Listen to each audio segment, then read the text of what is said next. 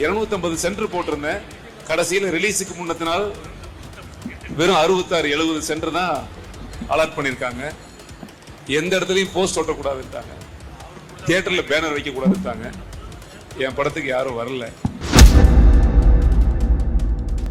இந்த கவுண்டம்பாளையம்னு சொல்லும் பொழுதே இந்த படம் திரைக்கு வரக்கூடாதுன்ற ஒரு நோக்கத்துல எங்களை எங்களுடைய சிறகுகளை வெட்டிக்கிட்டே இருக்கிறாங்க.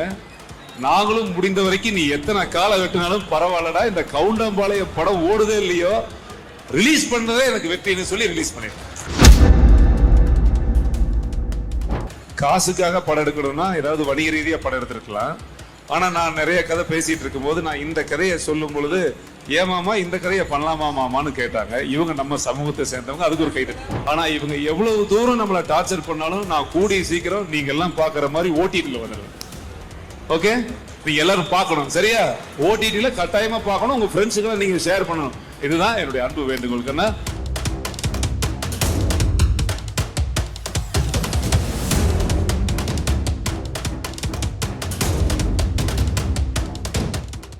வாங்க. ஏன்னா உங்களுடைய பார்வைக்கு ஒரு வாங்க வாங்க. இந்த படத்துக்கு 2 தயாரிப்பாளர்கள்.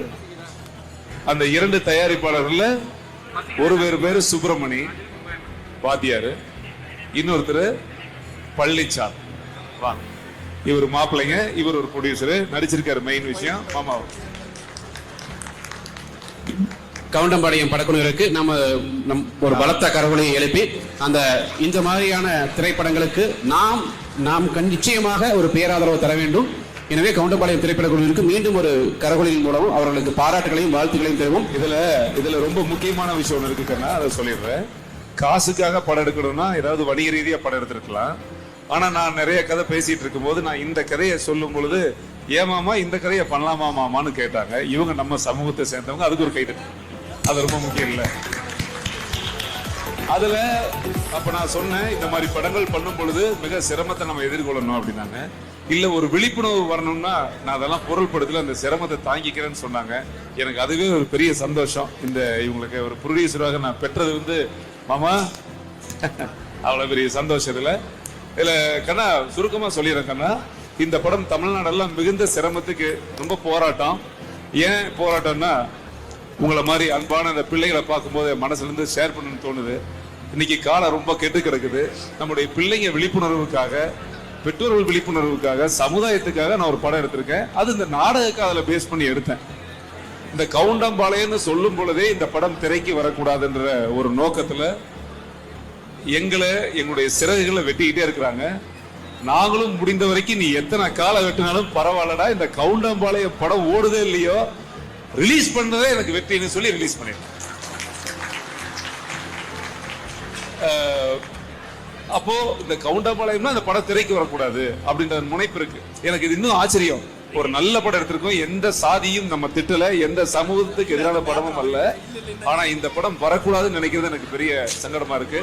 அதனாலயே என்னவோ நீங்க யாரும் இந்த படத்தை பார்க்க நினைச்சா கூட உங்க வீட்டு பக்கத்துல படம் இருக்காது. பொள்ளாச்சியில் இல்ல, உடுமலைப்பேட்டையில் இல்ல, கிணத்துக்கடவுள் இல்ல, மேட்டுப்பாளையத்தில் இல்ல, கவுண்டம்பாளையத்தில் இல்ல, கோயம்புத்தூர் சிட்டிக்குள் இல்ல, பல்லடத்தில் இல்ல, அவனாசியில் இல்ல, காங்கயத்தில் இல்ல, சேலத்தில் இல்ல, இப்படி நான் தூத்துக்குடி, திருநெல்வேலி, தென்காசின்னு நான் சொல்லிக்கிட்டே போவேன். 250 சென்டர் போட்டிருந்தேன்.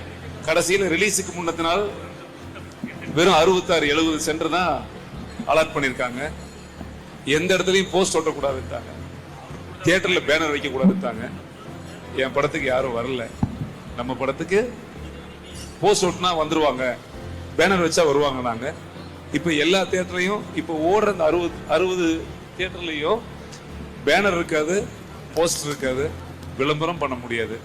எவ்வளவு பிரச்சனைன்னு தெரியுதா உங்களுக்கு? அப்போ அதாவது விஜய் அஜித்துக்கு கூட இவ்வளவு எதிர்ப்பு இல்லைன்னா, ரஞ்சித் மாமாவுக்கு இவ்வளவு எதிர்ப்பு இருக்குன்னா, அப்ப ரியல் ஹீரோ தானே? ஒரு கவர்மெண்டா எதுக்குறா கண்ணு வைக்கிறேன்னா ரியல் ஹீரோ தானே? அவங்க எல்லாம் படத்துலதான் ஹீரோ, நம்ம அஜித் மாமா ரியல் ஹீரோ. ஐயோ ஜெய், எவ்வளவு பெரிய சந்தோஷம் தங்க.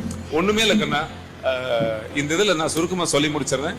உங்க வீட்டு பக்கத்துல ஏதாவது ஓடுதுன்னு சொன்னா மட்டும் போய் பாருங்க. ரொம்ப தூரம் கஷ்டப்பட்டுலாம் போக வேணாம். ஒரு நல்ல படம் உங்களுக்கு பிடிக்கும். ஆனா இவங்க எவ்வளவு தூரம் நம்மள டார்ச்சர் பண்ணாலும் நான் கூடி சீக்கிரம் நீங்க எல்லாம் பாக்குற மாதிரி ஓடிடில வந்துடுவேன். ஓகே, நீங்க எல்லாரும் பார்க்கணும், சரியா? ஓடிடில கட்டாயமா பார்க்கணும், உங்க ஃப்ரெண்ட்ஸுக்கு நீங்க ஷேர் பண்ணணும். இதுதான் என்னுடைய அன்பு வேண்டுகோள். கண்ணா, அன்பு நன்றி, வணக்கம். என்னை வைத்து தயாரித்த என் அன்பு மாமன் திரு சுப்பிரமணிய வாத்தியாருக்கு மனமார்ந்த நன்றி. என் மாப்பிள்ளைக்கு ரொம்ப மனமார்ந்த நன்றி. இதை விட பெரிய பாக்கியம்.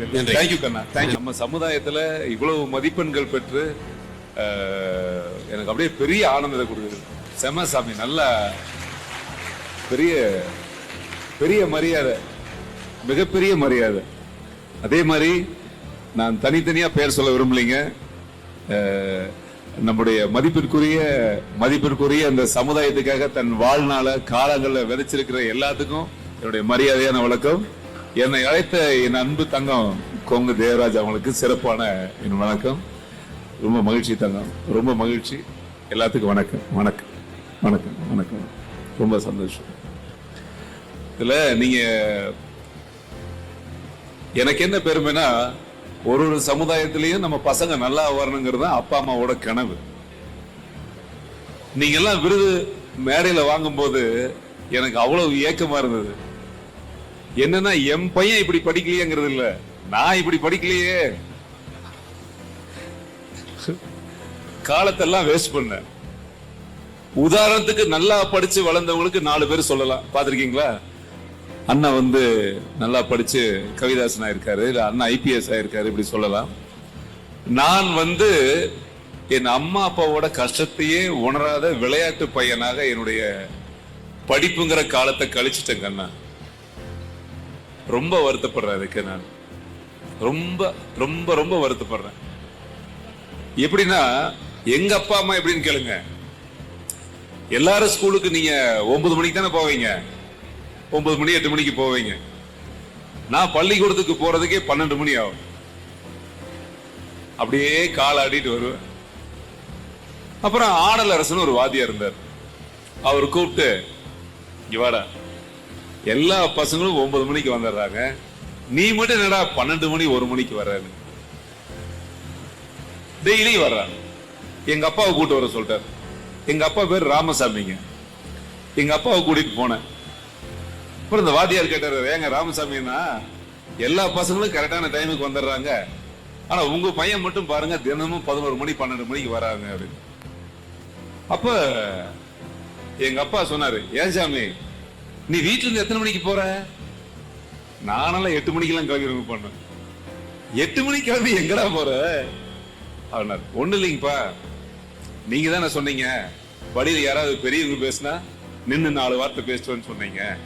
அதனால சிவகாமி அக்கா காப்பி கொடுத்தது, அப்புறம் முருகேசன் 4 இட்லி கொடுத்தாருங்கன்னா, பூவாத்தாக்கா கருவேப்பிலை வாங்கிட்டு வந்து கொடுத்துட்டு போ சாமின்னுச்சு.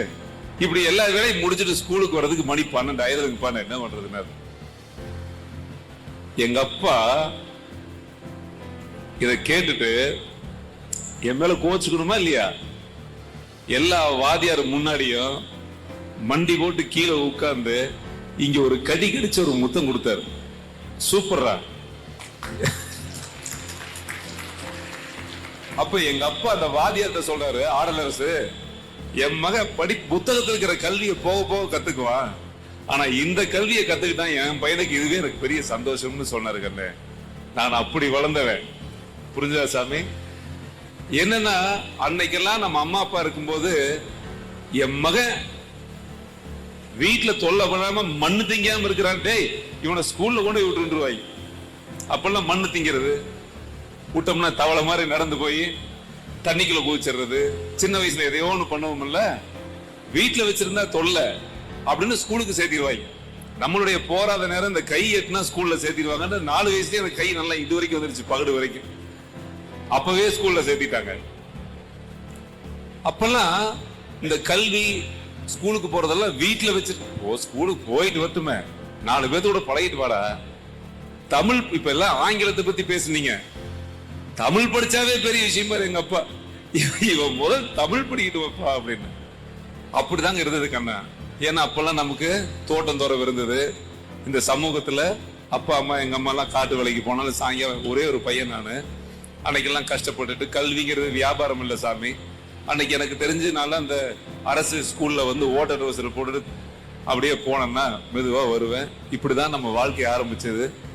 சாதாரண ஓட இருக்கும், பராமரிக்கப்படாத பள்ளிக்கூடம், அரசில் தான் படிச்சேன், தமிழ் மீடியம் தான் படிச்சேன். ஆனா எதிர்காலத்துல இந்த கல்விதான் உன் வாழ்க்கையை தீர்மானிக்க போகிறது எனக்கு தெரியல. ஏதோ ஸ்கூலுக்கு போறோம் வர்றோம், கபடி ஆடுவேன், கிரிக்கெட் மேட்ச் விளையாடுவேன், நல்லா சண்டை போடுவேன், பொழுது போச்சு. கல்லூரிக்கு போனேன், சேர்மன், செக்ரட்டரி, அந்த ஒரு மகிழ்ச்சியான வாழ்க்கை. ஆனா அப்பெல்லாம் கல்வி வியாபாரம் என்பதே இல்லை. இப்பெல்லாம் கல்விதான் கண்ணா மிகப்பெரிய வியாபாரமே. இப்ப நீங்க ஜெயிச்சிட்டீங்க பாத்தீங்களா, எனக்கு எவ்வளவு பொறாமையா இருக்கு. சூப்பரா தங்கம், நீங்க செமையா இருக்கணும். எல்லாரும் ஃபர்ஸ்ட் கிளாஸ்ல வாங்கிருக்கீங்க, எவ்வளவு பெரிய விஷயமா இருக்கு. நான் உட்கார்ந்து யோசிக்கும் போது அதான் யோசிச்சேன். இவ்வளவு தகுதியான இந்த மாணவ தங்கங்களுக்கு மத்தியில இப்ப நானும் உட்கார்ந்து இருக்கிறேனே, உங்களை விட நான் எவ்வளவு அன்பிட்டா இருந்திருக்கேன் பாருங்க. நீங்க எவ்வளவு உயர்ந்திருக்கிறீங்க பாருங்க, எவ்வளவு பெருமையா இருக்கு தெரியுமா. அந்த அப்பா அம்மாவுக்கு சந்தோஷப்படணும். நீங்க யாருக்கு நல்லது பண்ணி, இப்ப உண்மையாவே உங்களை பெற்ற அந்த அப்பா அம்மா கொடுத்து வச்சவங்க சாமி, அவ்வளவு சந்தோஷப்படுவாங்க. என் மகள் நல்லா படிச்சிருக்கா. ஏன்னா கஷ்டம், ஒரு தாய்க்கும் ஒரு தகப்பனுக்கும் தன் பிள்ளைக்கு கஷ்டப்பட்டு. தீபாவளிக்கெல்லாம் பட்டாசு வெடிச்சா கூட எந்த வீட்டுல குப்பை அதிகமா இருக்குதோ, ஐயோ நம்ம வீட்டுல குப்பை இல்லைன்னா பொறுக்கி கொண்டாந்து போட்டுக்குவோம் சின்ன வயசுல இல்ல. அப்ப எங்க அப்பாவோட கஷ்டம், துணி வாங்கி தரணுமே, பட்டாசு வாங்கிட்டு வரணுமே, நாளைக்கு பையனுக்கு என்ன பண்றது. நம்ம அம்மாக்கெல்லாம் கருவேப்பிலை குச்சி தான் காதுல கஷ்டப்பட்டா. இன்னைக்குமே இந்த கருவேப்பிலை குச்சின்னா கவுண்டங்குச்சின்னு நான் சொல்லுவேன். இதெல்லாம் மனசு நெகிழுது அப்படியே பார்க்கும்போது. ஒண்ணுமே தெரியாத வெள்ளந்தி சமூகம்னா இந்த கவுண்டர் சமூகம் தானுங்க. இந்த வெள்ளாளர் சமூகம் தான் வெள்ளந்தி சமூகம். பெரிய திட்டமிடுதல் தெரியாது, புறணி பேசுறதை தவிர வேற எதுவுமே தெரியாது. எங்க அம்மாக்கெல்லாம் ஏன்னா அதுதான் வாழ்க்கை, அவங்களுக்கு வேற எதுவும் தெரியாது. வீட்டுக்கு வெளியே ஒரு திண்ணை இருக்கும், நல்ல சாணியில கரைச்சு வாசல்ல ஊத்தி விட்டு. இன்னும் இந்த சாணி வாசம் எல்லாம் எங்கேயாவது இன்னைக்கு கிடைக்குமா? 1000 சிட்டிக்குள்ள போனாலும் இந்த சாணி வாசத்தை பார்க்க முடியுமா? ஸ்கூலுக்கு போயிட்டு வந்து நல்ல எரு தட்டி செவுத்துல போட்டா தான் நமக்கு வாழ்க்கை. சோ இதெல்லாம் கடந்து வந்த வாழ்க்கையெல்லாம் கண்ணா, அந்த காலம் இன்னைக்கு இல்ல. இன்னும் பழைய பெருமையை பேசுறதுல எந்த அர்த்தமே இல்லை. இன்னைக்கு காலம் நிறைய மாறிடுச்சு சாமி. மதிப்பிற்குரிய நான் ரொம்ப ஹீரோவா நினைக்கிற ஒருத்தர் இந்த மேடையில் இருக்காரு. அவருக்கே தெரியாது, இன்னும் அவர்கிட்ட சொல்லல. ஆனா வேற விஷயம் தான் பார்த்துக்கிட்டு இருந்தோம். திரு ரத்ன சபாபதி அண்ணா அவரு, நான் இன்னும் மறக்க மாட்டேன். இப்ப நான் பேசும்போது கூட உங்கள்கிட்ட கேட்கல. நம்ம ஸ்கூல் படிக்கும் போது நீ தானப்பா, நீ அடி வாங்கியிருக்க அவர்கிட்ட. எந்திரிச்சு தம்பி இல்ல, பெரம்புல செம வெளுத்தாரு. உட்கார், பிரசன்டேஷன் பேக்கரி கிட்டீங்க, நான் சொல்றேன். அப்பெல்லாம் இவர் புல்லட்ல வரும் பொழுது சினிமா பட ஹீரோ மாதிரி பயந்துக்குவாங்க. ஆட்டாக்காரன் முதல்ல வந்து ரோட்ல நிக்கிற அத்தனை பேர்.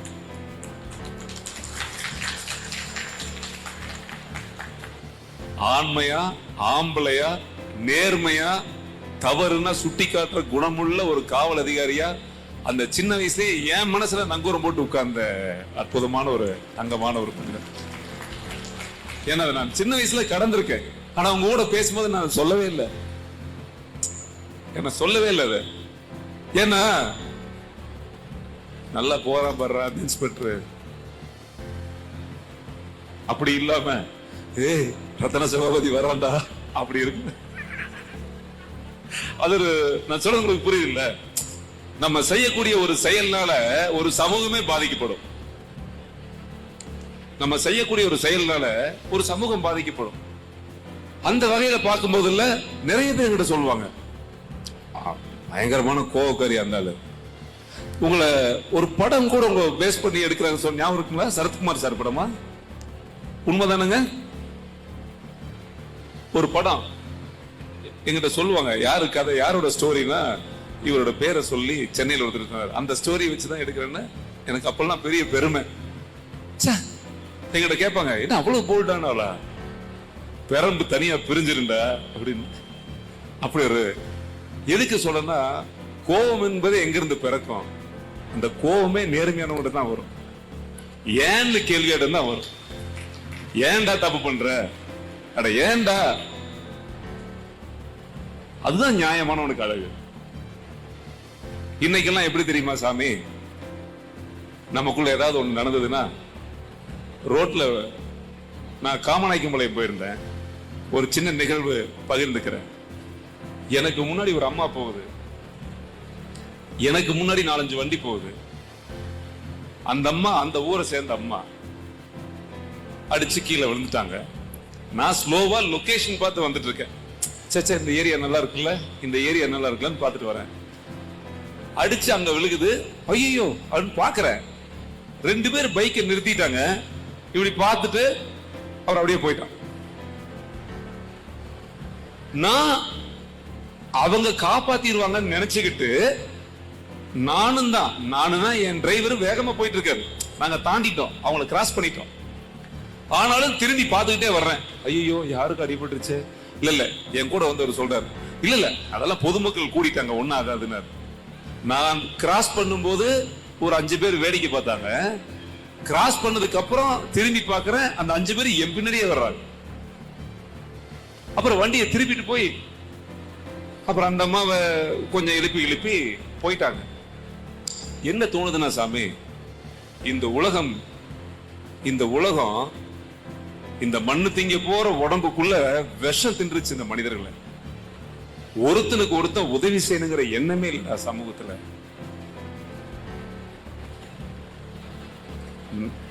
இது நான் சொல்றதுல 1000 அர்த்தம் இருக்கு. ஆனா இப்படிப்பட்ட உலகத்துல இப்ப நானே அனாதைதான். எனக்கு யாரும் இல்ல, உங்களுக்கும் யாரும் இல்ல, இவருக்கும் யாரும் இல்ல.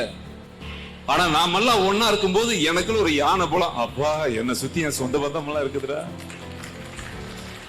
எவ்வளவு பெரிய சந்தோஷம். முதல்ல இந்த மாதிரி நிகழ்ச்சிக்கு வர்றதே பெரிய கஷ்டம் தங்கம்.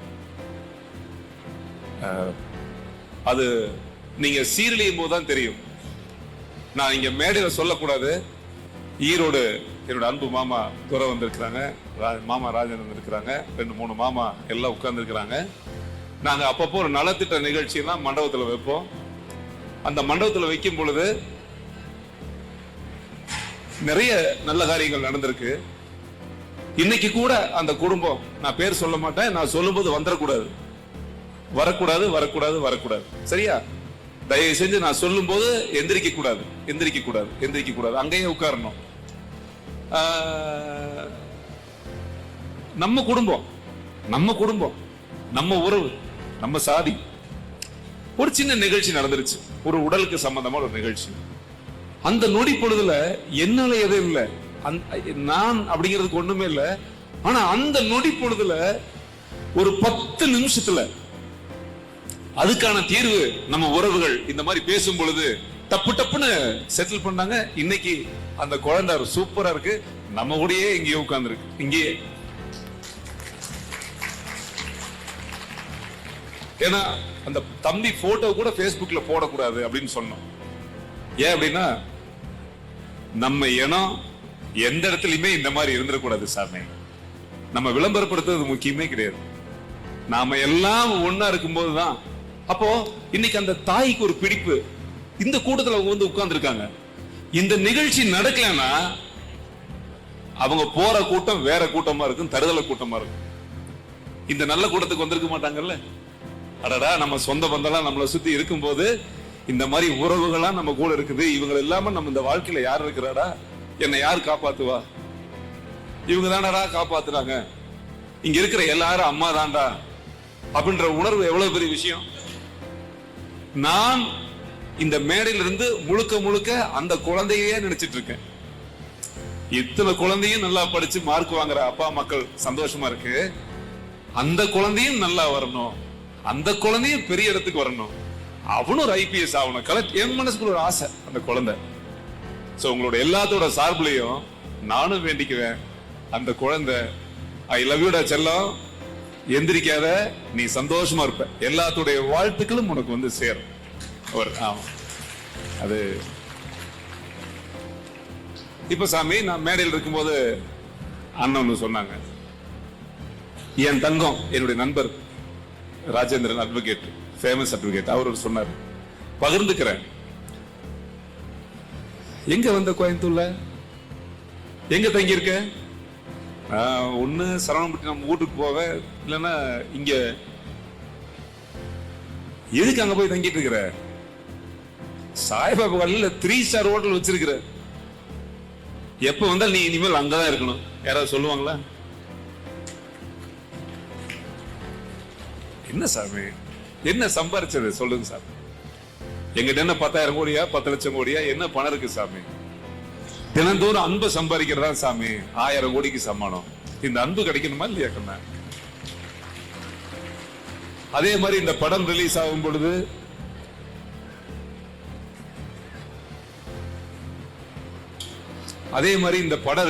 பொழுது எனக்கு வாழ்த்து மெசேஜ் போட்டு இந்த படம் சிறப்பா இருக்கணும், எந்த உதவி சட்ட ஆலோசனை எதுவா இருந்தாலும் எப்பவுமே கோர்ட்டாகட்டும் நீதி எந்த விஷயமா இருந்தாலும் சரி உனக்கு நான் துணை இருப்பேன், நீ தைரியமா நல்லது மட்டுமே பேசுன்னு ரத்தன சகோதரி எனக்கு சொல்லியிருக்கிறாங்க.